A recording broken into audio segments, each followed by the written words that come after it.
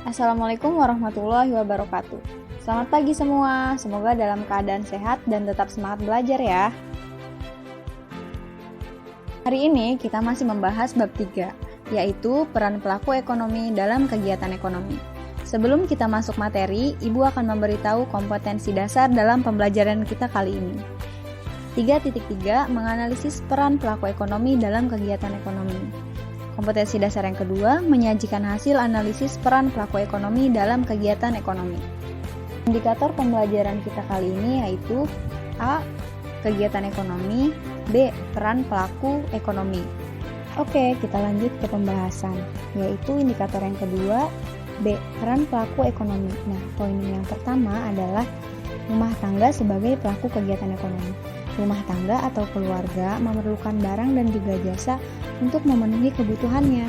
Kegiatan ekonomi yang dilakukan oleh rumah tangga adalah kegiatan konsumsi. Kegiatan konsumsi merupakan kegiatan ekonomi yang dilakukan untuk menghabiskan nilai guna dari barang atau jasa. Kemudian, perusahaan sebagai pelaku kegiatan ekonomi. Perusahaan sebagai kelompok pelaku ekonomi dalam masyarakat itu bertindak sebagai perorangan atau badan usaha. Nah, fungsinya adalah untuk menyediakan barang dan jasa untuk memenuhi kebutuhan ekonomi. Perusahaan dalam memproduksi barang dan jasa tidak untuk keperluan sendiri, melainkan mereka memproduksi barang atau jasa adalah untuk dijual kepada orang lain dengan tujuan untuk memperoleh laba.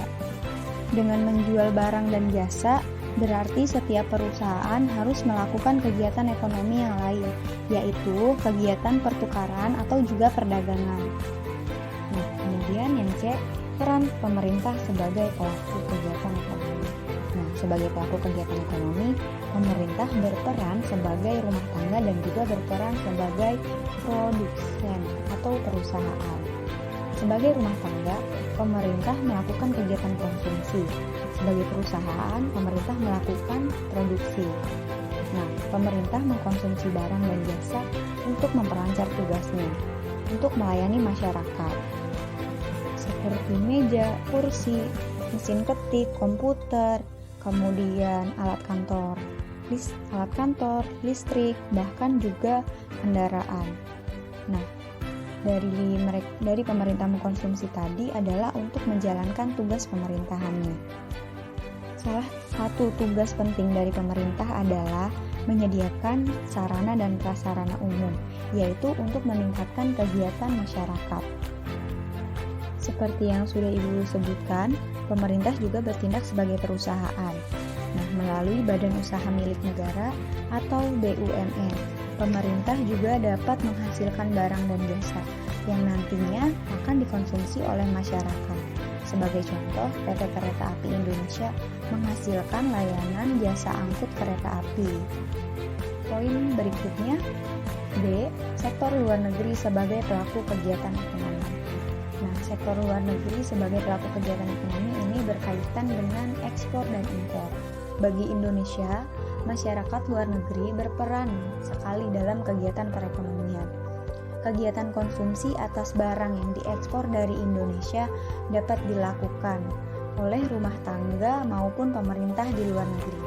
Kegiatan produksi yang menghasilkan barang dan jasa yang diimpor oleh Indonesia juga dapat dilakukan oleh perusahaan dan pemerintah luar negeri. Di zaman sekarang, kemajuan teknologi sangat pesat dan juga transportasi telah membawa dampak yang positif terhadap hubungan antara bangsa, khususnya terhadap hubungan perekonomian internasional. Bisa kita lihat bersama, di sini adalah diagram interaksi pelaku ekonomi atau yang disebut dengan circular flow diagram. Yang pertama yaitu diagram interaksi dua sektor. Kata lain dari perekonomian dua sektor adalah perekonomian tertutup sederhana. Rumah tangga sebagai pemilik faktor produksi. Faktor produksi di sini adalah berupa sumber daya alam, tenaga kerja, modal atau kapital, kemudian keahlian atau skill. Rumah tangga konsumen atau RTK akan menyerahkan faktor produksi yang disebutkan tadi kepada rumah tangga produsen. Lalu, Rumah tangga produsen akan memberikan imbalan kepada rumah tangga konsumen. Jadi, rumah tangga konsumen adalah sebagai penerima imbalan. Imbalan di sini berupa sewa, upah, modal, dan juga laba. Kemudian, rumah tangga produsen setelah menerima faktor produksi tadi dari rumah tangga konsumen akan diolah menjadi barang atau jasa. Kemudian, barang dan jasa tadi akan dijual kepada rumah tangga konsumen. Setelah itu, rumah tangga produsen akan menyerahkan barang dan jasa yang tadi karena rumah tangga konsumen membeli barang, maka rumah tangga konsumen membayar kepada rumah tangga produsen. Ini sesuai dengan peran dari rumah tangga konsumen dan rumah tangga produsen, sehingga terjadi dalam circular flow diagram. Selanjutnya adalah diagram yang kedua, yaitu diagram interaksi tiga sektor. Disebut juga dengan perekonomian terstruktur. Sebelumnya Ibu sudah menjelaskan tentang perekonomian dua sektor. Pelakunya yaitu rumah tangga konsumen dan juga rumah tangga produsen. Di perekonomian tiga sektor ini ada peran pemerintah atau rumah tangga negara. Rumah tangga negara memberikan subsidi kepada rumah tangga konsumen dan juga rumah tangga produsen. Kemudian dari rumah tangga produsen dan juga rumah tangga konsumen mempunyai kewajiban yaitu untuk membayar pajak kepada pemerintah atau rumah tangga negara. Nah, di sini sudah terlihat adanya interaksi antara tiga pelaku kegiatan ekonomi, yaitu rumah tangga pemerintah, rumah tangga konsumen, dan juga rumah tangga produsen. Kemudian, diagram interaksi empat sektor merupakan bentuk perekonomian terbuka.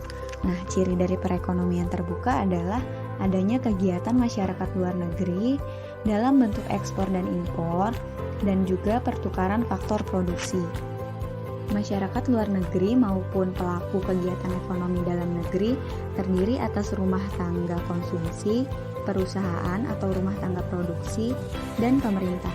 Mereka saling berinteraksi sehingga membentuk sistem perputaran faktor produksi berupa barang dan jasa serta uang antara masyarakat luar negeri dengan pelaku kegiatan ekonomi dalam negeri. Baik, sekian penjelasan dari Ibu tentang bab 3, peran pelaku ekonomi dalam kegiatan ekonomi, indikator peran pelaku ekonomi. Semoga pembahasan ini dapat bermanfaat untuk kalian. Jangan lupa tetap jaga kesehatan dan juga tetap semangat belajar. Sekian pembahasan hari ini. Sampai bertemu pada pertemuan minggu depan. Terima kasih atas perhatiannya. Ibu akhiri. Assalamualaikum warahmatullahi wabarakatuh.